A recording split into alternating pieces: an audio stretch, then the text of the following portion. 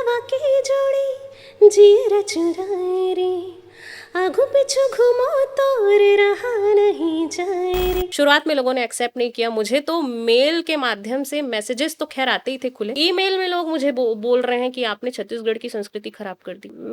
मैंने बोला नहीं कभी, लेकिन ये चीज है कि संस्कृति कैसे खराब हो सकती है। छोटे से गांव से उठ के ऑडिशन देने के लिए मुंबई यात्रा करी। होता है, पार्शलिटी होता है हर जगह। ये गांव से आई है, बोलने नहीं आ रहा है, ये नहीं आ रहा है, बहुत सारी भेदभाव वाली चीजें होती। संकोच था बहुत ज्यादा, बोलना उतना आता नहीं था। मैं डिमोटिवेट होके बेसिकली मुंबई से छत्तीसगढ़ आई थी। कैलाश खेर सर की बात करें, बचपन से हम सुनते आ रहे थे तेरी दीवानी दीवानी, ये मैं सुन के बड़ी हुई हूँ। मैंने कितने सारे स्टेज में इनके गानों को गाया है और वो मेरे सामने साक्षात मेरे गानों को गाया। मुझे प्यार से बाबू बोलते थे वो। अच्छा। बाबू, ये यहाँ पे नन्हा वर्ड है बेटा, इसको अगर मैं प्यार से नन्ना बोलूंगा ना तो ज्यादा अच्छा लगेगा। साथियों नमस्कार। आज हमारे जेड सीरीज के स्टूडियो में छत्तीसगढ़ की सुप्रसिद्ध गायिका मोनिका वर्मा जी आई हुई हैं। मैं मोनिका वर्मा जी का हार्दिक स्वागत करता हूं। साथियों, आप लोग के बहुत से विचार आए जिसमें आपने कहा कि छत्तीसगढ़ी कलाकारों के साथ छत्तीसगढ़ी में बातचीत की जाए, पर आप सबसे गुजारिश करूंगा कि छत्तीसगढ़ी कलाकारों की यदि हम हिंदी में पॉडकास्ट करेंगे तो वो देश भर में जाएगा संदेश और यहाँ के कलाकारों को देश भर के लोग पहचानेंगे। इसलिए फ़िलहाल हम छत्तीसगढ़ी गायक कलाकारों के साथ हिंदी में बातचीत कर रहे हैं। आपके बहुमूल्य विचार हमें लगातार मिल रहे हैं। तो आज हमारे बीच छत्तीसगढ़ की एक जानी मानी गायिका मोनिका वर्मा जी हैं। मोनिका वर्मा जी न केवल गायिका हैं बल्कि एक बेस्ट म्यूज़िक डायरेक्टर हैं, म्यूज़िक कंपोजिटर हैं। तो मैं उनका बहुत बहुत स्वागत करता हूँ। और आपने सुना होगा मोनिका जी का मोहिनी का सुप्रसिद्ध गाना। तो मोनिका जी, आप पहले गाने से ही देश भर में ख्याति लब्ध हो गई, तो हमें पहले मोहिनी का वो अंतरा सुनाइए, हम सब सुनना चाहेंगे। सबसे पहले सर आपको जय जोहार, और जय जोहार। छत्तीसगढ़ के और भारत की सारी जनता को जय जोहार, जय छत्तीसगढ़। और ये मेरा ऐसा गीत है जिसकी वजह से मुझे प्रसिद्धि मिली, और मेरे लिखे हुए बनाए हुए इस गाने को देश भर में नहीं जब बल्कि विदेशों में भी सुना गया, और ये भगवान का एक अमूल्य उपहार था मेरे लिए। तो इस गाने से शुरुआत कर रही हूँ। मोहनी खवा के जोड़ी जियर चुराए रे, आगू पीछू घूमो तोर रहा नहीं जाए रे, बही बना के ते देखना कैसी न चाह डारे रे, माया के भाखा लगावत हो में हाँ जाना रे। वाह, ये गाना सचमुच बहुत कर्णप्रिय है और बहुत ज़्यादा लोकप्रिय हुआ। क्या बच्चे, क्या बूढ़े, क्या युवा, सभी ने इसको बहुत सराहना दी है। जी तो मोनिका जी, आपकी संगीत की यात्रा तो चल ही रही है, आप संगीत के कंपोजिशन में भी हैं। जी। तो ये सफ़र कैसे शुरू हुआ, दर्शकों को बताना चाहेंगे? ऑफिशियली अगर माना जाए तो मेरा कंपोजिशन की जर्नी जो है वो लगभग 4 साल पहले इसकी शुरुआत हुई है जी म्यूज़िक के लिए। और अगर देखा जाए, अगर सच सही मायनों में देखा जाए, तो कक्षा 7वीं 8वीं में मेरे पिताजी मुझसे नाराज़ थे किसी बात को लेके, क्योंकि संगीत की शिक्षा देने के लिए उन्होंने मुझे मेरा एडमिशन कराया था कोलकाता में। और मैं 3-4 महीने तक केवल मुझे सारेगामा की प्रैक्टिस कराते थे। तो मुझे लगता था कि ये क्या 3-4 महीने तक सारेगामा ही करा रहे हैं। मैं बच्ची थी, 6वीं 7वीं 8वीं में। तो 26 जनवरी का दिन आया, और चूंकि अंदर आर्टिस्ट था, मैं हमेशा पार्टिसिपेट करती थी डांस में, गीत में। जी। तो मेरे पिताजी वहीं शिक्षक हैं, तो वो मुझे हमेशा देशभक्ति गीत देते थे, बेटा ये जाके स्टेज में परफॉर्म करना। मैं करती थी। इस बार मेरे पिताजी नाराज़ हो गए क्योंकि मैंने जिद ठान ली कि सारेगामा ही करवा रहे हैं मुझे, सिखा नहीं रहे हैं पापा, मैं नहीं जाऊँगी म्यूज़िक क्लास। तो पिताजी नाराज़ थे। मैंने कहा 26 जनवरी आ रहा है पापा, मुझे गीत चाहिए गाने को। पापा ने कहा तुम म्यूज़िक सीखना ही नहीं चाह रहे तो तुम गा के क्या करोगे, छोड़ दो संगीत, कोई दिक्कत नहीं है। लेकिन मुझे बड़ा रोना आ रहा था, मैं हमेशा परफॉर्म कर रही हूँ और इस बार नहीं कर पाऊंगी, क्या करूँ क्या करूँ। एक दिन बचा है 26 जनवरी आने को। आनंद फानन में मैंने खुद से गीत लिखा, और कक्षा 7वीं में मैंने अपना पहला गीत बनाया जो कि एक देशभक्ति गीत था, वाह। यह जन्मभूमि भारत। उस गाने को मैंने खुद कंपोज किया। उस टाइम मुझे उसकी वैल्यू पता नहीं थी, पर बनाया जैसे तैसे और जाके परफॉर्म किया। बाद में पापा को और सभी लोगों को पता चला कि इस गीत को इस बच्ची ने खुद ही बनाया है। तो फिर से मेरे जो गुरु हैं राजा बनर्जी सर, पिताजी और मेरे स्कूल के प्रिंसिपल, इन लोगों ने मुझे फोर्सफुली अगेन मेरा दाखिला करवाया वहाँ पे, और फिर मेरा संगीत का जर्नी जो है स्टार्ट हुआ। तो यहाँ से मेरा गाना बनाने का सिलसिला चालू हुआ। उसके बाद ऑफिशियली जी म्यूजिक के लिए मैंने गाने बनाने स्टार्ट किए थे। मतलब आप में तीनों गुण हैं, गीत की रचना, गीतों में धुन डालना और खुद गाना। वाह। तो मोनिका जी, ये सफ़र जो बचपन से शुरू हुआ, तो छत्तीसगढ़ी गानों में आपका प्रवेश जो हुआ, उसके पीछे क्या कहानी है और किस तरह से आपको प्रेरणा मिली? देखिए, हम जब संगीत की शिक्षा जब ले रहे थे तो टीवी में प्रोग्राम देख रहे हैं, सारे गामा पा, जी ये दूरदर्शन में जो शोज आ रहे हैं, जी जी टीवी में जो आ रहे हैं, तो हमारा भी दिमाग उधर ही दौड़ता था कि मुंबई जाना है, बॉलीवुड में अपना नाम बनाना है, क्योंकि संगीत सीख रहे हैं तो एक आ जाता है जी कि जी। इसमें नाम कमाना है। तो मैंने भी काफ़ी स्ट्रगल किया, बॉम्बे गई, वहाँ भी रही, काफ़ी सारे ऑडिशंस दिए, पर वहाँ पे लक काम नहीं किया, वापस घर आई। और यहाँ पे बहुत उसी समय छत्तीसगढ़ी एल्बम्स का दौर शुरू हुआ लकीली। तो उस समय ओमेश प्रोजेक्ट्स करके एक भैया हैं, उन्होंने कांटेक्ट किया, उनके ज़रिए मैं छत्तीसगढ़ी एल्बम में मेरा एंट्री हुआ। वहाँ मैंने गाने स्टार्ट किए, गाते गाते गाते ये सब फिर छत्तीसगढ़ी में ही फिर मन लग गया मेरा। आपने बहुत से छत्तीसगढ़ी गाने गाए हैं, जी कोई ऐसा सबसे प्रिय छत्तीसगढ़ी गीत आपको याद हो तो हमें गुनगुना कर हाँ, सुनाना चाहेंगे? मेरे तो बहुत सारे ऐसे गाने हैं और दूसरों के गाने भी मैं सुनती हूँ। एक फिल्म में एक गीत और वायरल हुआ था मेरा, जिसका नाम है कान की बाली। पूरे छत्तीसगढ़ में गुइयाँ फिल्म का ये गाना था, जी। और ये गाना मुझे अच्छा लगता है, बहुत अच्छा लगता है। हम्म, कान के बाली माँ, होठ के लाली माँ, मन मोर अरझ गेना, हाय रे मोर बैरी नैना, तुर बैरी नैना ले लड़ गेना, हाय रे मोर बैरी नैना, तुर बैरी नैना ले लड़ गेना। वाह। ये गाना मुझे सुनील भैया के साथ गाने का ये अवसर युगल प्राप्त हुआ गीत था। है। हाँ, युगल गीत है ये। मोनिका जी, जैसा छत्तीसगढ़ी में प्रयोग हो रहा है, तो आपको क्लासिकल का अनुभव है, कलकत्ता में आपने सीखा है, तो वहाँ पे जो तालीम मिली है उसका कुछ प्रयोग छत्तीसगढ़ी में कर पर रही हैं आप? हाँ, मैंने एकदम से तो हम क्लासिकल शास्त्रीय संगीत को लोगों को नहीं परोस सकते, क्योंकि वो विधिवत तरीके से रागदारी, फिर ये बहुत सारी चीज़ें होती है। थोड़ा थोड़ा अगर आप समावेश करें गानों में, तो वो लोगों को पसंद आता है। जैसे मेरी पहली छत्तीसगढ़ी फिल्म थी जिसका नाम था ले चलूँ अपन दुआरी, उसमें मैंने एक गीत था पीरित के डोरी, उसमें हल्का हल्का मुर्की तान बाजी ये सब डाल दिया था मैंने, और लोगों को पसंद आया था। जैसे एक आध मुखड़ा सुनाना चाहेंगे? हम्म, पीरित की डोरी माँ बांधिले जोही, बन जा सासी के ते सरगम, मन मंदिर माँ मैं तोला बसा के राख्यो पूजत था हरदम। वाह। मतलब ताल का, राग का समावेश आप कर करके बना सकते हैं। और यहाँ पे तो छत्तीसगढ़ में बहुत ज़्यादा पसंद किया जाता है शिवरंजनी। जी। ये इस राग में बने गाने छत्तीसगढ़ के लोगों को बहुत पसंद आते हैं। बहुत पुराने लोगों ने भी इस पे गाना बनाया, जैसे जी मैं हो गई हूँ दीवानी रे, ये पसंद आया है लोगों को, जी तो जी। करते आए हैं लोग रागों का प्रयोग। तो शिवरंजनी का ज़्यादा प्रयोग होता शिवरंजनी यहाँ के लोगों को बहुत पसंद है, यहाँ की जी। मिट्टी में शिवरंजनी बसा है। है। आप जैसे कुशल गायिकाओं के बीच में एक चुनौती भी आ रही है आजकल मोनिका जी, कि ऑटो ट्यून का दौर चल रहा है। जी। ऑटो ट्यून से बेसुरे गायक भी अपने गाने को सुर में ले आते हैं, तो ये चुनौती आप लोग को कैसे सामना कर रही हैं आप इस चुनौती का? देखिए, ऑटो ट्यून एक तरीका है, थोड़ा बहुत अगर कुछ चीज़ मिस होता है तो उसको सही करने का। ऐसा नहीं है कि किसी के भी गानों में ऑटो ट्यून का यूज़ नहीं होता है, जी बस कुछ लोग ज़्यादा यूज़ कर लेते हैं, अपना ट्रेंड बना लिए हैं।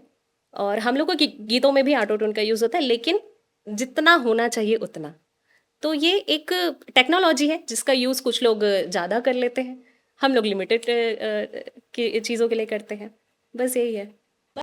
जब गीत का आप निर्देशन करती हैं, तो निर्देशन में आपको क्या चुनौती पेश आती है और सबसे पहले आप उसमें क्या ध्यान रखती हैं जो छत्तीसगढ़ के दर्शकों को ज़्यादा से ज़्यादा पसंद आए? छत्तीसगढ़ के लोगों का देखिए, ट्रेंड जो है किसी चीज़ का, वो कुछ महीने ही रहता है। आज मुझे अगर कोई चीज़ पसंद आ रही है या आपको कोई चीज़ पसंद आ रही है, कोई गाना पसंद आ रहा है, जिस तरीके के गाने पसंद आ रहे हैं, ज़रूरी नहीं कि 4 महीने बाद वो पसंद आए।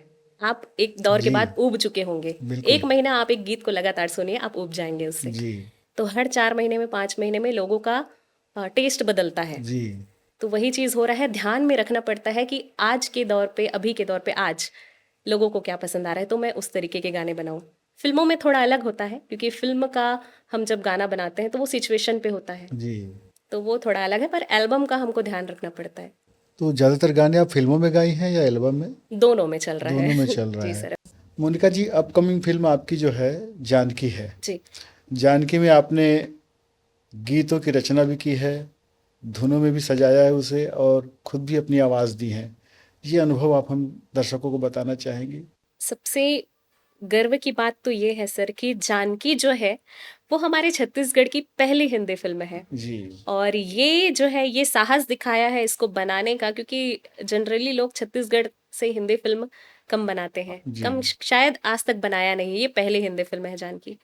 इसे बनाया है, इसके प्रोड्यूसर हैं हमारे मोहित साहू भैया, जिन्होंने पहला साहस दिखाया है कि मैं बॉलीवुड्स के सिंगर्स से गवाऊँगा और हिंदी फ़िल्म एक बनाऊँगा। बहुत बड़ी और बहुत अच्छी फ़िल्म बनी है जानकी, जो कि कुछ ही महीनों में रिलीज़ हो जाएगी। और इसमें मुझे ये महिला प्रधान फ़िल्म है, नाम से ही स्पष्ट है जानकी, जो कि माता सीता का नाम है, और इसमें छत्तीसगढ़ की एक अनोखी कहानी को दर्शाया गया है। जी इसके बारे में मैं आपको यही बता रही हूँ, और इसके गीतों को बनाने का सौभाग्य मुझे मिला, और उन्होंने यही बीड़ा मुझे दिया कि महिला प्रधान फ़िल्म है, एक महिला के ऊपर बनी फ़िल्म है, और इसका म्यूज़िक डायरेक्शन जो है वो एक महिला करेगी। तो इसका सौभाग्य मुझे प्राप्त हुआ। 2 गाने मैंने इसमें गाए हैं, देव नेगी जी के साथ, जिन्होंने बहुत अच्छे गाने गाए हैं बॉलीवुड में, और कैलाश खेर जी, जावेद अली जी, शान सर, ये सारे लोगों ने इसमें हमारे द्वारा बनाए हुए गीतों को और हमारी रचनाओं को गाया है। तो ये एक बहुत ही अच्छी चीज़ होगी जब ये सारी चीज़ें रिलीज़ होंगी। छत्तीसगढ़ के लोगों को बहुत मज़ा आने वाला है जान। तो इतने बड़े गायक कलाकारों के साथ आप रही हैं, कैसा अनुभव रहा आपका? अनुभव तो बहुत ज़बरदस्त था। मुझे तो ऐसा लग रहा था कि मैं सपने में हूँ।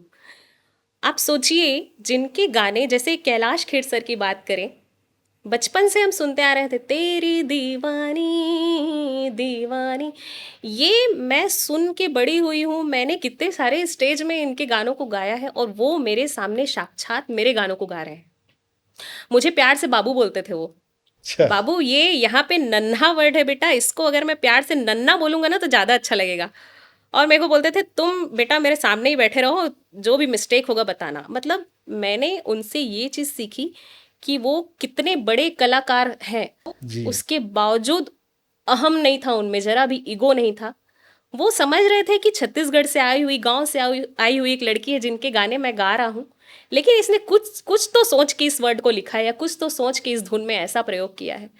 तो प्रॉपर पूछ रहे थे कि इसको बेटा कैसे लेना है, इसको मुझे सिखाओ, ये वर्ड ये ऐसा कैसे है, ये क्या है, कैसे लूँ, जैसे हम पूछते हैं ना म्यूजिक जी डायरेक्टर से, जी वैसा मुझे पूछ रहे थे। शान सर भी, शान सर तो मतलब लग रहा था कि एक परिवार के एक सदस्य हैं। गाने के बाद वो 2 घंटे तक बैठ के वो बात ही कर रहे थे, अपने एक्सपीरियंस बता रहे थे। वैसे ही जावेद अली सर के साथ भी हुआ। मतलब जावेद अली सर, जिनके क्लासिकल गाने या हिंदी गाने कितने सुनते हैं हम, तो वो पूछ रहे हैं कि मोनिका ये कैसे लें, वो कैसे लें। तो आप सोचिए मुझे कैसे नहीं लगेगा कि मैं सपने में हूँ। यकीन नहीं हो रहा था कि मैं कहाँ हूँ, कैसे हूँ। तो एक बड़ा अच्छा अनुभव रहा उनके साथ। और यहाँ आने के बाद भगवान को मैंने शुक्रिया किया, और मोहित भैया को भी मैंने शुक्रिया बोला कि आप लोगों की बदौलत, जिनको मैंने सपने में भी नहीं सोचा था, जो मेरा सपना भी नहीं था, हम इतने बड़े सपने देखते भी कहाँ हैं कई बार कि ये मेरे गाने गाएंगे, तो वो पॉसिबल हो पाया। जैसे कोई गाना, कौन सा गाना? ये पहला गाना अभी निकला है जो कि देव नेगी जी ने गाया है जानकी फिल्म का, वो भी बहुत अच्छा चल पड़ा है, लोग उधर अप्रिशिएट कर रहे हैं। एक कवाली पैटर्न का एक गाना है, हम्म, तेरे बिना जिया लागे ना, ओ गोरिया तेरे बिना जिया लागे ना, ये गाने अभी निकल रहे हैं।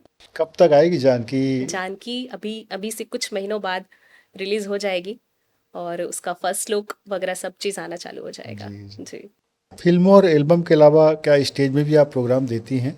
सर, एक्चुअली स्टेज में प्रोग्राम मुझे देना है, पर वैसा अभी समय मुझे मिल नहीं पा रहा है क्योंकि फ़िल्म ज़्यादा हो रहा है मेरे से जी, अभी, जी। और उसमें गाने बनाने हैं। फ़िल्म में आप समझ सकते हैं कि कितने गाने होते हैं हमको बनाना हो, छत्तीसगढ़ी फ़िल्म हो, हिंदी फ़िल्म हो। गाना बनाना है, धुन बनानी है उसकी, उसके लिरिक्स लिखने हैं मुझे। उसके बाद गाना बनाने के लिए हमें जाना पड़ता है, कभी बॉम्बे, कभी उड़ीसा, हम लगातार दौरे पे रहते हैं। अभी मैं जस्ट 15 से 20 दिन उड़ीसा, राजस्थान, ये सब मैं गाने बना के मैं अभी कल लौटी हूँ। तो मेरा महीने भर का सफ़र तो बाहर का ही हो रहा है। फिर आने के बाद सिंगर्स को गँवाना। तो इसमें इतना समय चले जाता है कि स्टेज प्रोग्राम करने का मुझे अभी फ़िलहाल समय नहीं मिल पा रहा है, पर मैं करूँगी ज़रूर। तो जितने भी गाने आपने गाए हैं, क्या आपके खुद के ही लिखे हुए हैं या और भी लेखकों का आप उपयोग करती हैं? मैं करती हूँ, बट ज़्यादातर मेरे ही होते हैं, आपकी खुद की रचना खुद के होती है? होते हैं। जी, जितने भी हिंदी गाने आपने गाए या छत्तीसगढ़ी गाए हैं, आपकी रचना होती रचना है। होती है, हाँ। सबसे मज़ेदार कोई किस्सा हमारे दर्शकों को बताना चाहेंगे इस यात्रा में आपके? बहुत सारे किस्से हैं सर। हम क्योंकि छोटे से गाँव से निकले हुए लोग हैं, गाँव के लोग हैं। जी। और कौन सा गाँव आपका है? मेरा गाँव है भिलाई 3 के पास, सोमनी नाम का एक गाँव है छोटा-सा, वाह! वहाँ से मैं हूँ। जी। और मज़ेदार किस्से तो बहुत सारे हैं, पर एक प्रेरणादायक किस्सा ये है कि छोटे से गाँव से उठ के ऑडिशन देने के लिए मुंबई यात्रा करी, और वहाँ जाके, क्योंकि बच्ची थी उस समय, एकदम बहुत पुराने टाइम की बात बता रही हूँ, बच्ची थी, और होता है पार्शियलिटी होता है हर जगह। ये गाँव से आई है, बोलने नहीं आ रहा है, ये नहीं आ रहा है, बहुत सारी भेदभाव वाली चीज़ें होती थी। संकोच था बहुत ज़्यादा, बोलना उतना आता नहीं था, तो मैं डिमोटिवेट होके बेसिकली मुंबई से छत्तीसगढ़ आई थी। यहाँ आके भी मैं स्टूडियो में, अच्छा, लोगों को ऐसा लगता है कि ये लोग अभी-अभी उभरे हैं, अभी के लोग हैं, नहीं, ऐसा नहीं है। मैं स्ट्रगल कर रही हूँ लगभग 8 से 9 साल, 10 साल हो चुके हैं मुझे जी, जी, छत्तीसगढ़ी इंडस्ट्री जी, पे जी। स्ट्रगल करते हुए, स्टूडियो में जाके बैठे रहना कि कोई गाना मिल जाएगा, डमी गाना, ये सब काम मैंने किए हैं। और तकदीर का साथ अभी मिला, अभी जाके मेरा फेस लोगों के सामने आया, मेरे गीत लोगों के सामने आए, तो मैं अभी लोगों के सामने आ पाई हूँ, वरना स्ट्रगल बहुत टाइम से हो रहा है। ऐसा भी देखा गया मोनिका जी कि जिन्होंने मुंबई में जाके संघर्ष किया और मुंबई में जिन्हें रिजेक्शन मिला, वो अपने क्षेत्र में आके महारत हासिल कर गए और आज सौभाग्य से बहुत से प्लेटफॉर्म हैं गायकों के लिए, जी, गायिकाओं के लिए जी, कि वो अपना परफॉर्मेंस करें और उसमें एक आप भी उदाहरण हैं। बहुत से कलाकार फेमस हुए हैं।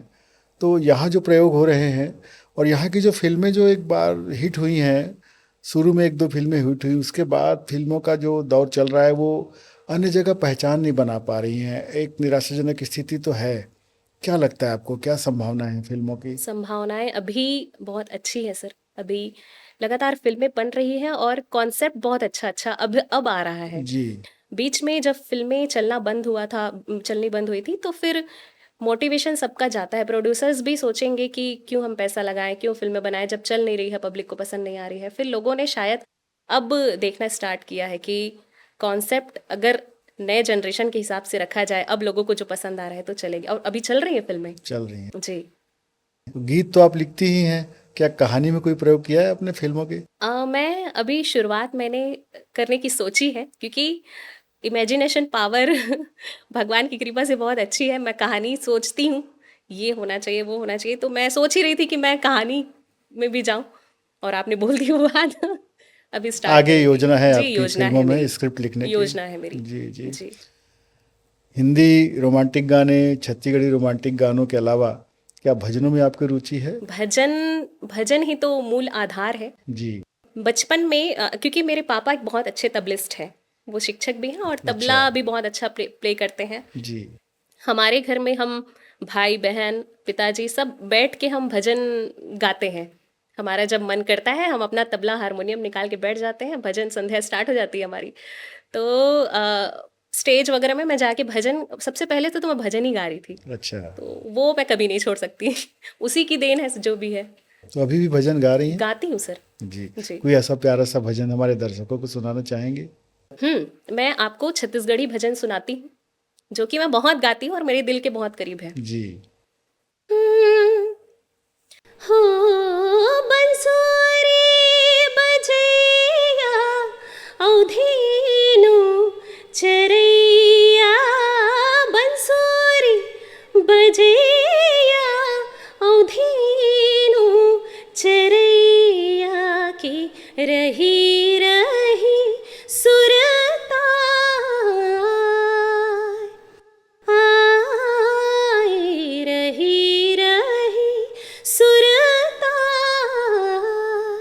ये रचना है के पाटिल जी की।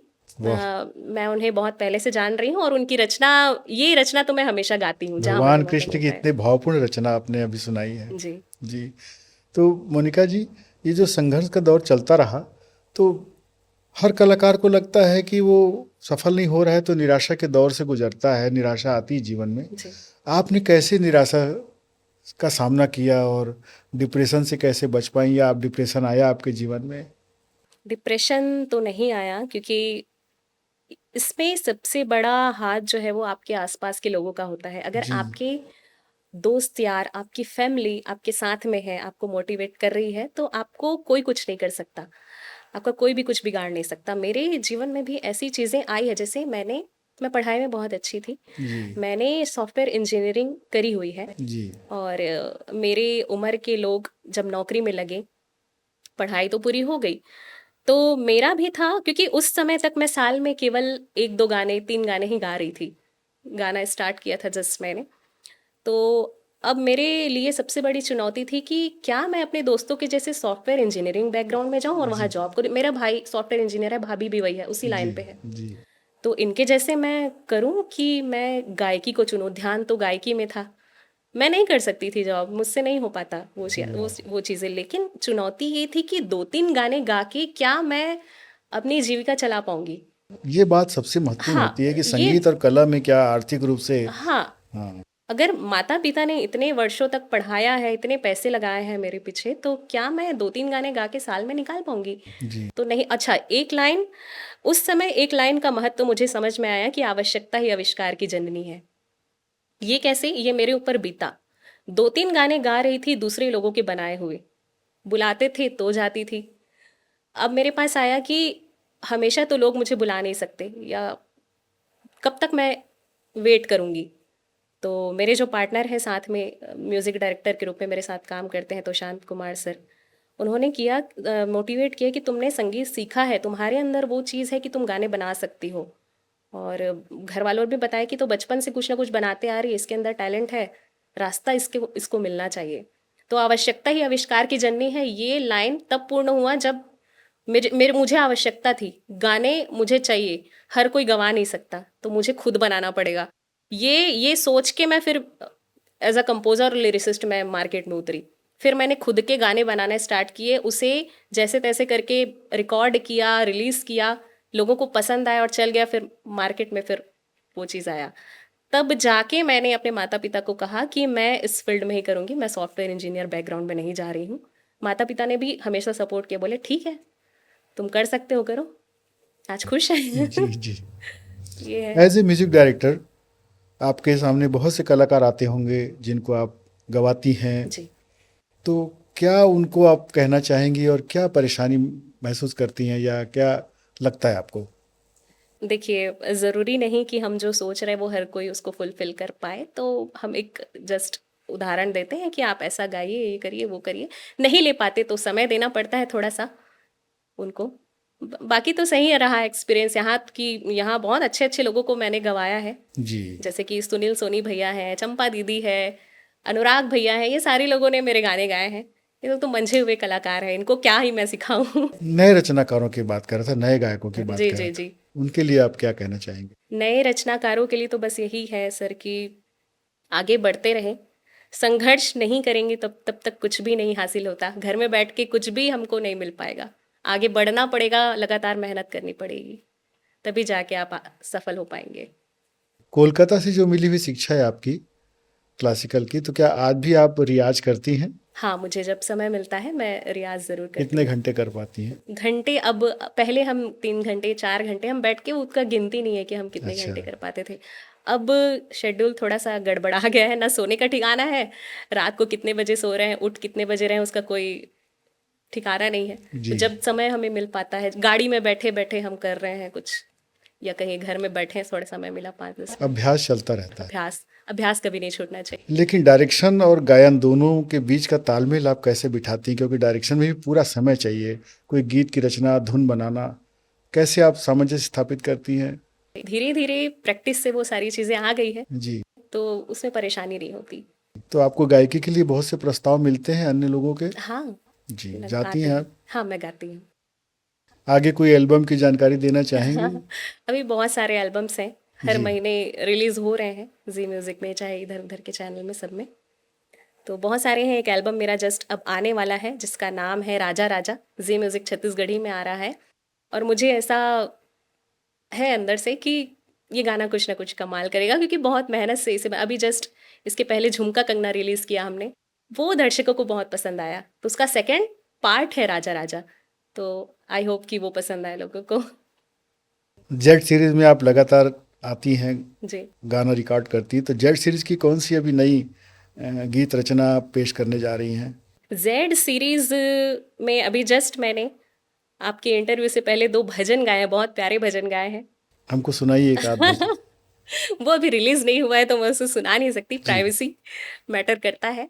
जेड सीरीज में मैं लगातार हर महीने जेड सीरीज आती हूँ, और हमारे फिल्मों का काम, हमारे एल्बम की रिकॉर्डिंग सब यही होती है। जी जी जी। तो ये तो है, हमारा घर जैसा है ये। कैसा लग रहा है इस स्टूडियो का अनुभव आपको? स्टूडियो में अनुभव काफी अच्छा लग रहा है, आपसे मुलाकात करके बहुत अच्छा लग रहा है, जी जी जी। बड़ा अच्छा है, यहाँ पे सब कुछ अच्छा लग रहा है। बहुत अच्छा। और एक बात और है मोनिका जी, कि आप जब संगीत की दुनिया में जाती हैं तो एक अलग तरह का वातावरण होता है। जी उस वातावरण से आप खुद भी गुजरती हैं, और जब प्रस्तुत करती हैं तो जनता भी सुन करके उस अलग वातावरण में चली जाती है। जी। तो हमारे दर्शकों को, जनता को, अपने चाहने वालों को आप क्या कहना चाहेंगी? हम चाहेंगे कि ज़रूर अपना कोई प्रेरणाप्रद बातें बताएं। जनता को यही कहना है कि जितने लोग संगीत के क्षेत्र में आगे बढ़ रहे हैं, जिन्होंने मेरे गाने अब तक सुने हैं, पसंद किए हैं, उन्हें बहुत बहुत धन्यवाद। और अगर आप आगे बढ़ना चाह रहे हैं इस क्षेत्र में तो आपके लिए रास्ते खुले हैं, आप मुझसे भी संपर्क कर सकते हैं जी। लिरिक्स के लिए, या कोई धुन आपने बनाई है, हम पूरी कोशिश करेंगे आप तक पहुंचने की, और आपके गाने दूसरी जगह पहुंचाने की, अच्छी जगह में पहुंचाने की। और मेहनत कभी नहीं छोड़नी चाहिए, साथ में ईश्वर को भी धन्यवाद देते रहना चाहिए, क्योंकि परिश्रम करे कोई कितना भी, लेकिन कृपा के बिना काम चलता नहीं है। इस पथ पे मैं चली हूँ और मैं चाहती हूँ कि बिल्कुल। आप सब चलते रहें, और मेहनत करते रहिएगा, सफलता ज़रूर मिलेगी। मोनिका जी, छत्तीसगढ़ के गानों में ज़्यादातर कर्मा, ददरिया के प्रयोग होते रहे, जी। और ठेठ छत्तीसगढ़ी गाने इसी बेस पर हैं। पर आपके आने के बाद कुछ नए प्रयोग हुए, हिंदी के माध्यम से, छत्तीसगढ़ी के माध्यम से, और कुछ दिशा बदली है जी। छत्तीसगढ़ी गानों की और फिल्मी गानों की। जी। तो ये इसमें क्या देख रही हैं, क्या विचार है आपका इसमें? क्या सोचकर आपने ये प्रयोग किया?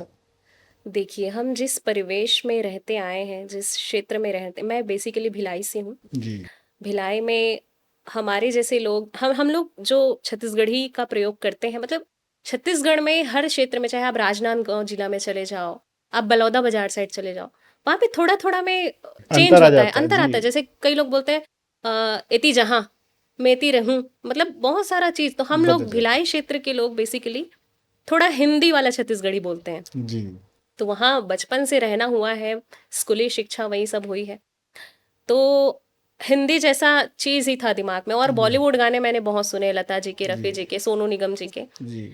तो जब गाना बनाना शुरुआत किया इसका, तो वो थोड़ा हिंदी हिंदी हिंदी हिंदी होते गया। शुरुआत में लोगों ने एक्सेप्ट नहीं किया मुझे, तो मेल के माध्यम से मैसेजेस तो खैर आते ही थे खुले, ईमेल में लोग मुझे बोल रहे हैं कि आपने छत्तीसगढ़ की संस्कृति खराब कर दी।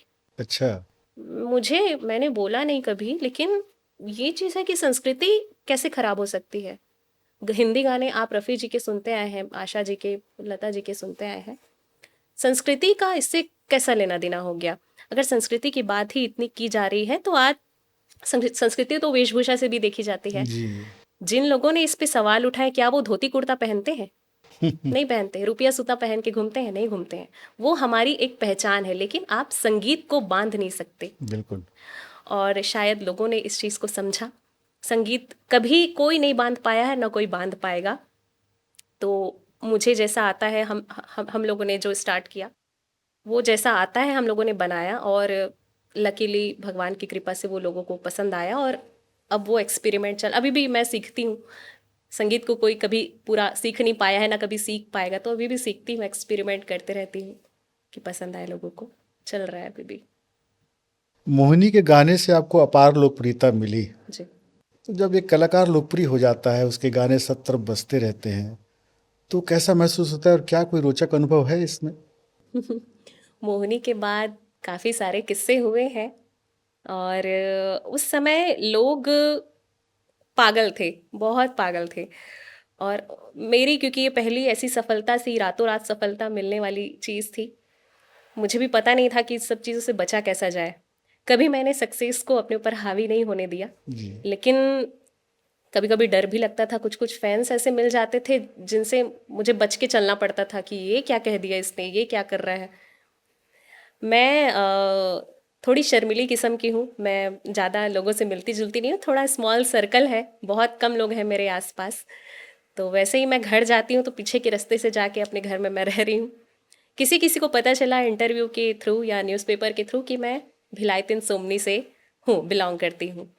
तो कुछ फैंस थे, जैसे एक आया था कोई कोरबा से, कोरबा से आया था, फैन था वो, खोजते खोजते भिलाई 3 पहुंच गया, भिलाई 3 से सोमनी गांव पहुंच गया। वहां जाने के बाद पता किया पड़ोसियों से, गांव के लोगों से, कि मोनिका वर्मा जी का घर कौन सा है। अब वो घर पहुंच गया, बता दिए लोग इस घर में रहती है, पहुंच गया। मैं नहीं थी उस समय, तो घर के अंदर, मतलब पहले मम्मी मम्मी ने दरवाज़ा खोला तो बोले किससे मिलना है आपको, तो मोनिका वर्मा जी से मिलना है। तो मोनिका तो घर पे नहीं है, वो तो बाहर गई है रिकॉर्डिंग के लिए। तो अब उसका था कि आंटी मुझे घर के साथ फ़ोटो खिंचाना है।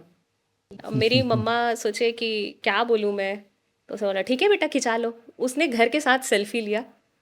अब उसके बाद उसने ज़िद पकड़ ली कि मुझे अंदर आना है। वो दीदी का कहीं कहीं फ़ोटो देखा है मैंने, उनके अवार्ड्स एक दीवार में पूरे लगे हुए हैं, अवार्ड्स बचपन से मिलते आ रहे थे सर।